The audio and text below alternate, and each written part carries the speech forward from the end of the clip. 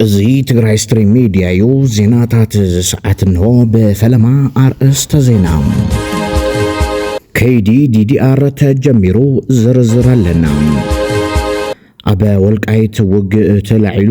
ክትሰምዑ ወይኹም ወድባተ ትግራይ ተስማዕሚዕን ክንነግረኩም ኢና ቅድመ ውስና ተዋረሐበ ከተማ እንዳባጉና ዕሸል ጨውዮም ቀቲሎም ደርብዮም መንባረም ዝዝከሪዮም ቀታሊኡ ተፈሊጥሎ ሒዝናዩለና ኤርትራውያን ትግራይ ቅርታን ባለ ጀሚሮም ከነቅርበልኩም ኢና ዓረበ እምሬትና ውግ ኢራን ከሕወስየ ኢላላም እዚ ድማ ዓብየ ስጋኣት ፈጢሩ ይርከብ ናይሎም ዕለት ዜናታትና አርእስተ ዜና ቀዲምና ጀሚርናዮ መለና ላይክ በመግባር ጀምሩ ሰናይ ምክትታል ከበዕለት 29 ወርሕ 6 2018 ዓመተ ምህረት ዲዲአር በዕሊ ጀሚሩም አበ ግንባር ሓደ ዝተጀመረ ምልመላም አበ አርሚ 70 ፈዳይ ሕነ ዝነበሩ ሙሉእ ብሙሉእ አበ ዓቃብ ሰላም ዝነበሩ ጠማጥኦም ዘይተኸበረሎም አበ TDF ናሃለው ስንብት ወረቀት ተዋሂቦም ግን ድማ ዝግብኦም ጠማጥኦም ዘይረኸቡ ሕዱር ሕማም መውጋእቲ ብዕድመ ወዘተ ዝኣመሰሉ ፀገማት ምስ ኣሃዱ ልኡኽ ክፍጽሙ ዘይኽእሉ በዞም ልዕሊ ዝተጠቐሱ 4 ረቋሕታት ምልሚልና ካበሎም ዕለ 30 ጀሚርና ዲዲአር ከኣቱ ዝግብኦም ጠማጥኦም ከኸበረሎም ጀሚርና ኣለና ክብሉ አባላት ሓራ መሬት ትግራይ አፍሊጦም ኣብዚ ሓራ መሬት ኮይድኻ ዲዲአር ስለለው ጻሓስ ተሰምዐካ ነገር ካይኔ ናብ ደረሉት ደስተኛ ከፍተው ሓሊያት ነገር ለጣም ሓራ መሬት ሰላም እዚ ባህርስ ደስተኛ ለው ታነሰ ገሪን ላሻ ተወርሐ ካገረን እና ዲዳር ሙሳይ ታን ደስተኛ ማለት ስምዕነ ነገር ታዩ ዲዳር ሙሳይ ጥራሕተ ሆነ ትሉ ቃለ ሰለኹ አክሲ ተጋም መንግስት አፍሊጦው ታን ደስተኛ ከዚሁን ታን ደስተኛ ደስ ይለኒ ተጋቡ መኻነ ተቀባልነት ለው አልስ ቃለ ሰለኹ መኻነ በጣም ደስተኛ ብዙ ይስማعني ዲዳር ሙሳይ ጥራህ ይሆን ቅድመ ውስና ተዋረሐበ ከተማ እንዳባጉና ዕሸል ጨውዮም ቀቲሎም ደርብዮም መንባረም ዝዝከሪዮም ወዳ ግፍዓው ብዝኾነ መንገዲ ተቀቲሉ አቢንቶ ዝተደረበያ ግዳይ መጮይትን መቅተልትን ዝኾነት ዮርዳኖስ ጋይም ካብቶም ቀተልቲ ወዳ ጡርጡራት ተረኺቦም ምርመራ ይግበረሎም ከም ዘሎ ዝፍለጥ ኮይኖም ይኹን እምበር 7 ወርሕ ሙሉእ ዝተዋሃበ ብይን የለን ፍትሕ ደንጉይን ትብል ቀታል ወዳይ ኣኮይ ኮይኑ ተረኺቡ ዝበለት ዮርዳኖስ ኣብ ገዛይ ንኣቶና ወፀኒዩ ነዚ ግፍዒ ፈጺሙ ብምባል ቀታል ወዳ ኣኳ ምዃኑ ኣረጋጊጻ تاتي للصراح وجزا كم جزاي سلسعمو نادين جرا سلسعمو نادين جرا أنا خيط أجوب سدت وطي نسو جزاي كون سلسبلع سلسدكس كنجركا نسو خيط أرفع وديت لي نسو خيط أرفع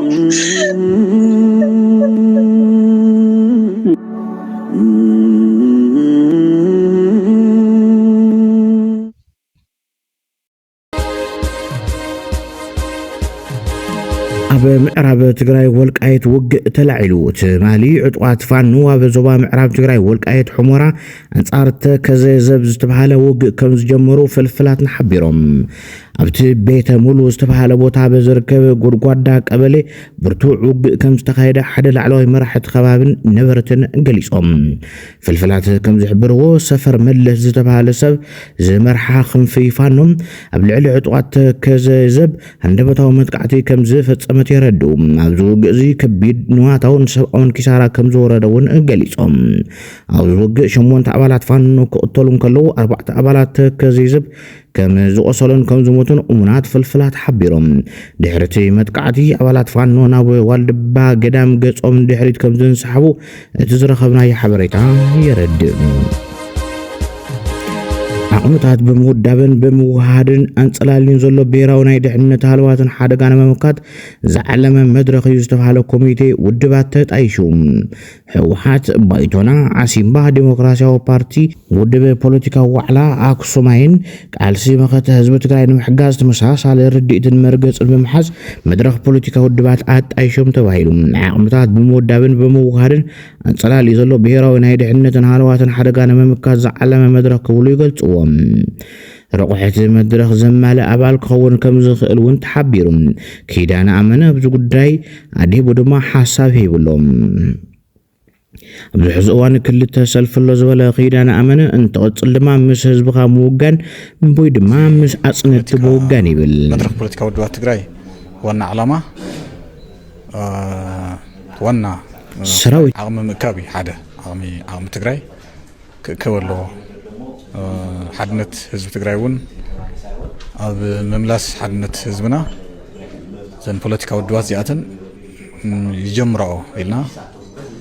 حمش تخاف حدد بوليتيكا ودب نحد عامت تصنح جزياو مريحنتو نتعشنا لنا بزوري قنتي تمريحنت كم تزولكها تي وانا مقنيات حدنت استقراي ممصايت حدا قصيل زولو هزونا اب كبيتنا هيلونا حدا قال لنا انا نامن هزون كاب اكتيف صنتتنا بسلحتاو صنتت يقصللو حز عمل ليوت زنبر او زخون اوان كعصو زي يقبا ناي اغلغلوت استفلاليو اغلغلوت او غزيون كعصو زي يقبام تي ناي تشاوا سرعات باصو مسس تግራይን ምስ ትግራዋይነትን ስለ ዝኾነ ሓጽይወሎ ሕገ መንግስቱ ናይ ግዛን ኢሉ ብስፈረሞ ውዕል ፕሪቶሪያውን ይኽብርን ኢሉ ኩሎም አገልግሎታት ከልኪሉን አቋሪጽና ኣሎ መድኃኒት ተረፈ ትማሊ ከም ሰማዕናዮ ቢሮ ጥዕና ትግራይ መድኃኒት ከያቱ ከም ተኸልከለን ህዝብና ከቢድ ናይ ጥዕና ሓደጋ ከም ዘሎ ገልጸሉ ኢትዮጵያ ምስ መካናይዝድ ናብ ደቡብ ትግራይ አንፈት ይግዕዝ ዘሎም እዚ ድማ ነቲ ከይፍጠር ስጋት ፈጢር ዘሎ ጎንፂ ድንጋጸ ክፈጥር ተራእዩሎም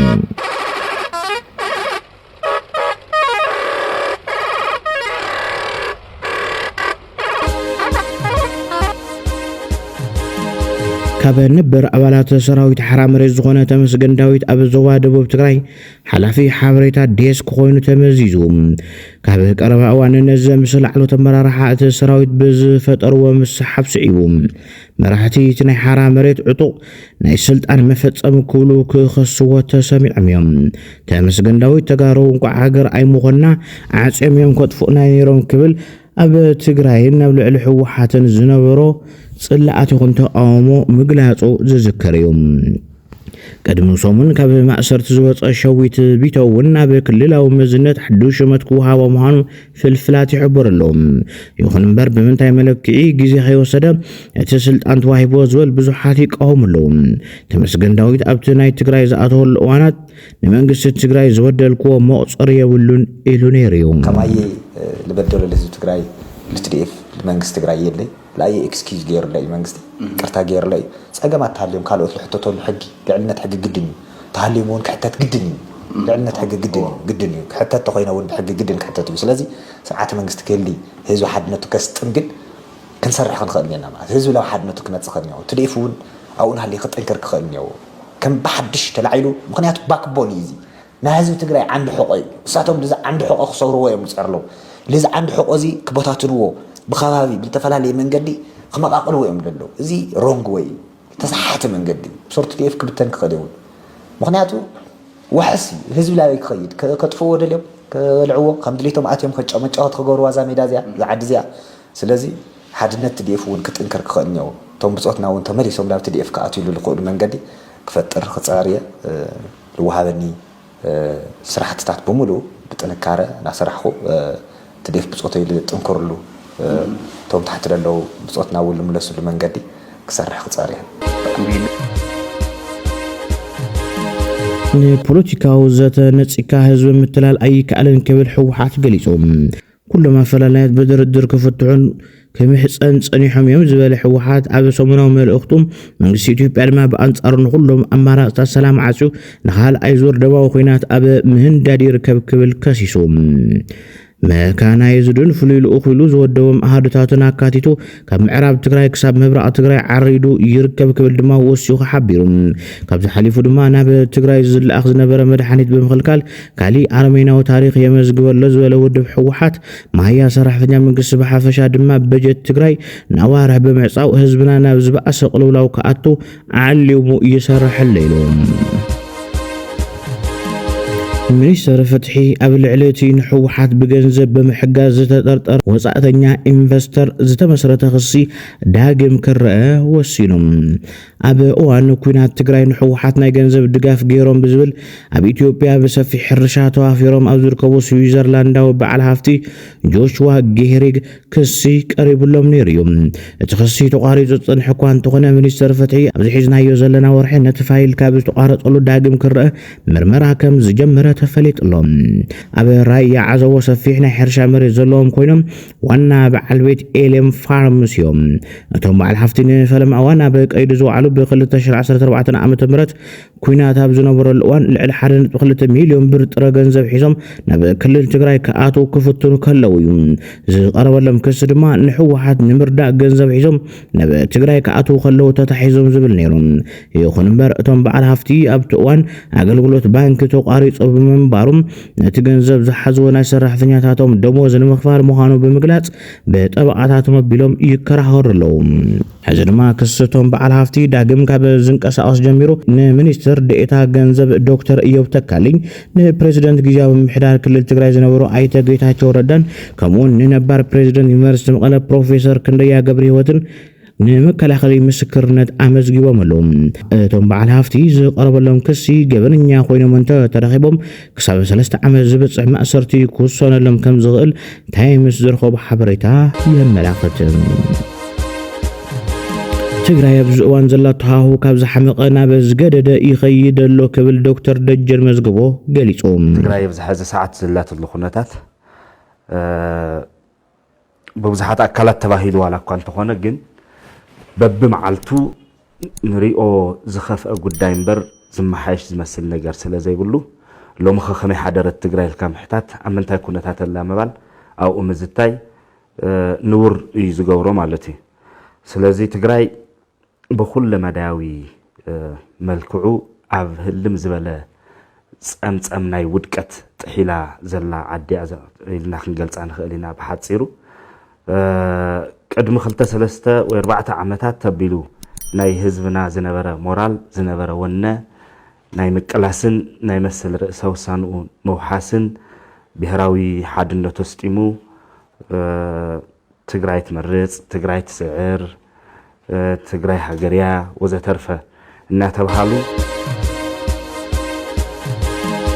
መንግስቲ ኢትዮጵያ መሬት ትግራይ ነግፈረ ክትብል ውፅኢት ጨካን መሪሕነቱ ተባሂሉ መንግስቲ ኢትዮጵያ ዕንቂፎ ይፈልጥ ዝብል መልእኽቲ ንተጋሩ ኣቆጢዑ ኣሎ። ተፈንጥራሕ ዘይኮነስ መንግስቲ ኢትዮጵያ ነቶም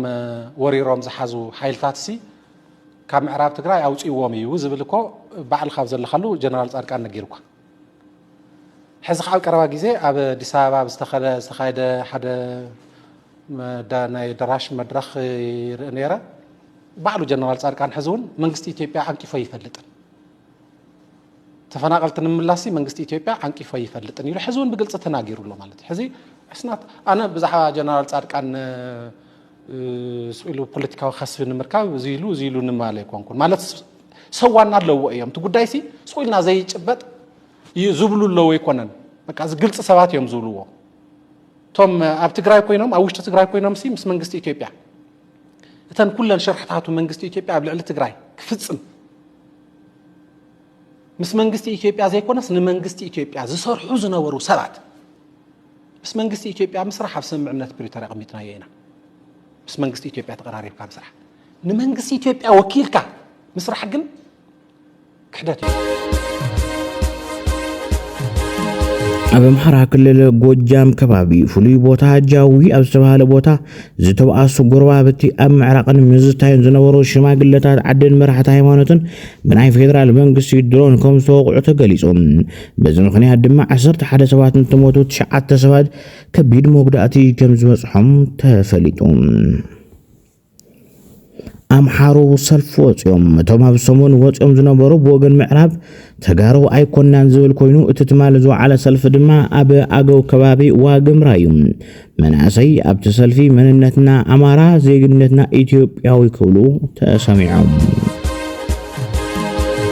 አብይ አሕመድ በፕሮፓጋንዳ ይዝሰርሕ ዘሎ ዝበለ ዶክተር ሃይለ አረፋይነም ናብ ካሊ ዘየድል ወፃ ምምራሕን ነቲ ግዜ ኣይመጥነን ናቱ ሓይሉ أبناي ميديا بروباغندا يكبل تزاريبهم كاتون كلنا أبي أحمد جن حنتي يحزي زينا يا بروباغندا ما نمسل زمرحو عساس قصص حزل كاس لازمته ما نمسل زمرحو أي بفتص ما يعصفن قالاتي اللمون كون خليو مالت أي تطرطرية أي تولن المجم قالاتي اللم كون خلنا جنرال التجراي بزي غيركم كيدكم نفانو انت فيهم بزي غيركم نقول انت فيهم بزي غيركم شعبي انت وقعهم لي سلازي كندي اكل كاري متر كندي اكل هكتارات كندي اكل انفستمنت كندي اكل بليونات قرشي كلهم غالي سلازي كبدن جغننتن سسعن جغننتن كحبيرن سلازي خدا انت سسعم تتاليلم كون خوليو سسعن جغننتن حبيرن سلازي خدا وانت سسعم كيدم كون خوليو غنا انكم أحمد حدا جزي برمو كنتات زكاير عبينا يقودنا إفتار أديس هابعم تمالي لكاتي إسران شموندن كلتاشن عصر شموندن آمة مرات بأما إذا شحاد زقود صور صعبت أمنة سلمنا أديس هابان كبابيان أبستر خبلو الدباباي مسكال مالتون أبيوت الدباباي برمو كنتات تخايدون اتمادا مستزازمة تساتفتي نابزمت قلونا تمالو سكالو بأشحاد زقود صور تساتفتي دمسهم عواب بيلوم نيران زلوهم دقافن حونتون كيقلسو ترأيهم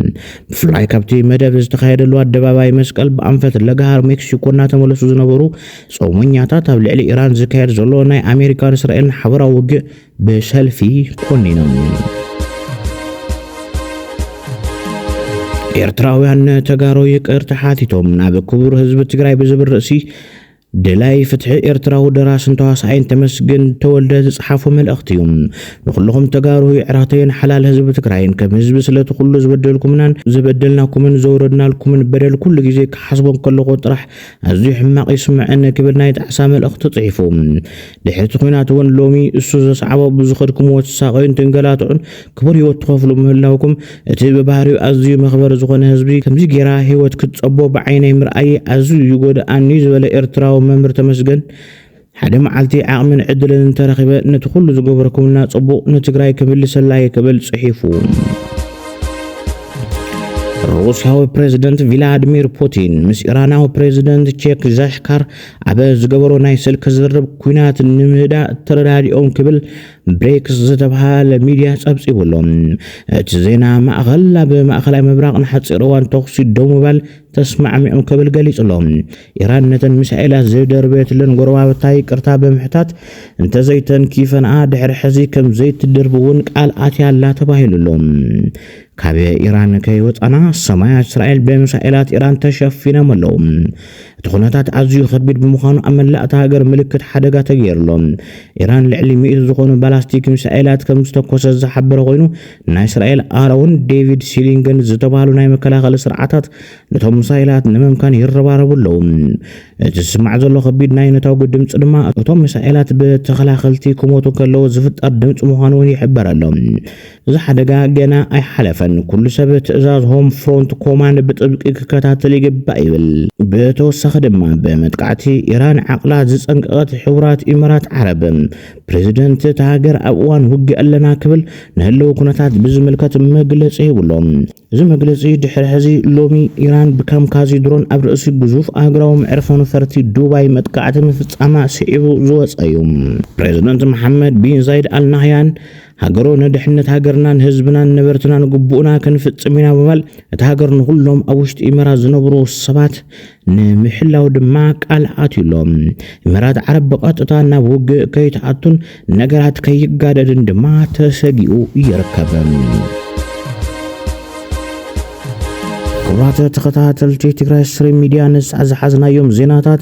ነዞም ዝተኸታተልኩሞም ይመስሉ ነይሮም ኣብ ሚድያና ንዘለኩም ዝኾነ ይኹን ዓይነት ርእይቶ ብነፃነት ከተካፈሉና ሓቲትና ሰላም ንህዝቢ ትግራይ ሰላም ንኩሉ ወዲ ሰብ